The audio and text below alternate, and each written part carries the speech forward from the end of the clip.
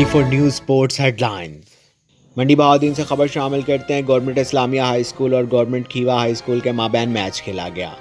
Practice match के इख्तिताम के बाद अस्ताज़ा का कहना है कि इस तरह के मैच होने चाहिए। तालिब इल्मों के माबैन इस तरह के मैच होने से स्पोर्ट्समैनशिप का जज्बा पैदा होता है। मज़ीद जानते हैं हमारे नुमाइंदे उमर अशरफ की इस रिपोर्ट में। कैंगरूज के खिलाफ दूसरा टी20 हारने के बाद कप्तान बाबर आजम अफसरदा। ऑस्ट्रेलिया के खिलाफ दूसरे टी20 मैच हारने के बाद कौमी टीम के कप्तान बाबर आजम का कहना है कि मैच हारने पर बहुत अफसोस है। स्टीव स्मिथ ने बहुत शानदार बारी खेली है। याद रहे कि दोनों टीमों के माबैन पहला मैच बारिश की वजह से बगैर किसी फैसले के ड्रॉ हो गया था, लेकिन इस मैच में ऑस्ट्रेलिया ने पाकिस्तान को 7 विकेटों से हरा दिया है।